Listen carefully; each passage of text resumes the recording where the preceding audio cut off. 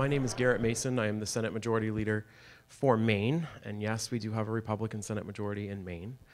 I'm happy to lead a caucus of 20 members. There's 15 Democrats. And this is the second legislative term that we have held majorities in the past 3. So we're very proud of that. We're proud that we're leading a conservative comeback in the Northeast. And it's just not your typical Northeast squishy conservatives. It's real conservative ideas that have been turning our state around.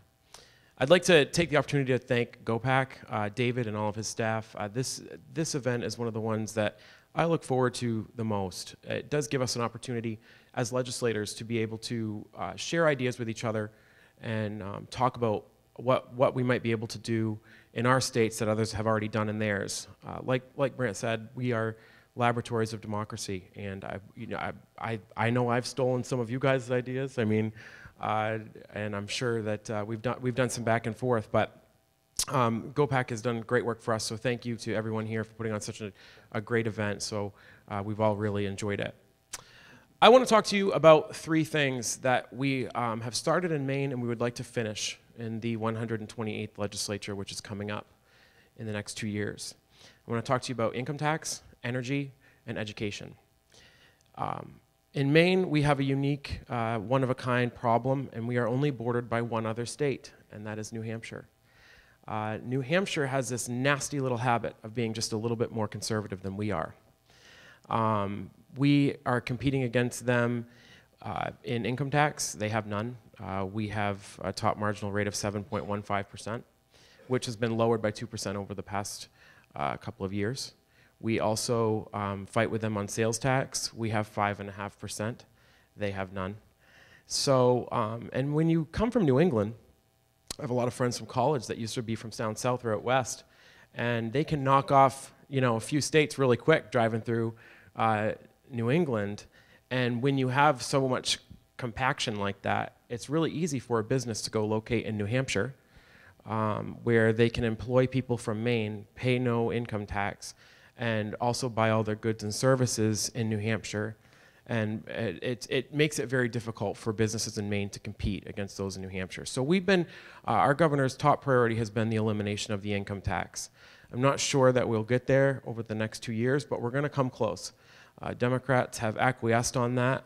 People realize over the past few years that they like that little bit of money in their pocket at the end of the year.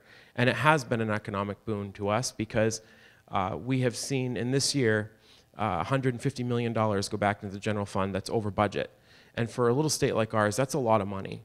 All the bond rating agencies say that we need about $300 million in our accounts, in our rainy day fund, to have a top bond rating, and we're almost there. And we've done that in just 1 year. So we're really excited about that. We're going to work towards a further elimination of our income tax. Energy. We have a lot of problems with energy in our state, and one of them is called the 100 megawatt cap. I'm sure all of you have renewable energy portfolio standards that you're required to live up to, and whether that includes a greenhouse gas emission or not, in our case it does. Back in the 90s, former governor and now current US Senator Angus King, independent just like Maine, but not really, and he introduced the portfolio standards and but made it so that hydro was not part of the renewable portfolio if they produced over 100 megawatts. We have an incredible resource in Quebec through Hydro-Quebec that has a 30,000 megawatt dam that they can send power into our state for 1 to 2 cents a kilowatt at the home level. We are looking to eliminate that standard so that hydro can be included.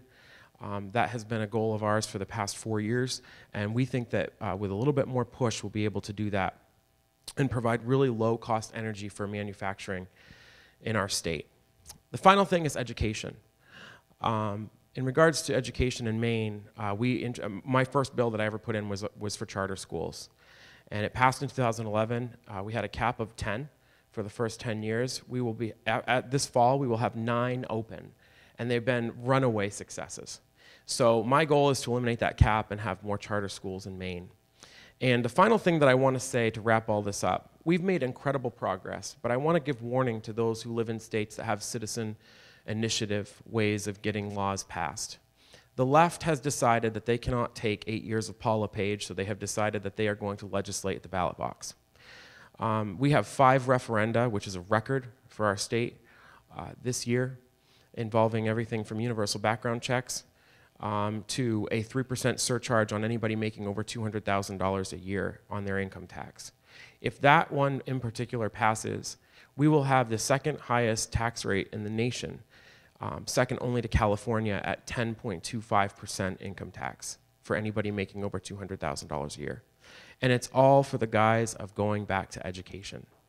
Democrats are masters, liberals are masters at changing the subject matter and putting a better spin on things than sometimes conservatives are. So I want to tell everybody out there, liberals are getting really good at legislating at the ballot box. And so just be wary of that, because it's poised to turn around a lot of our gains in Maine.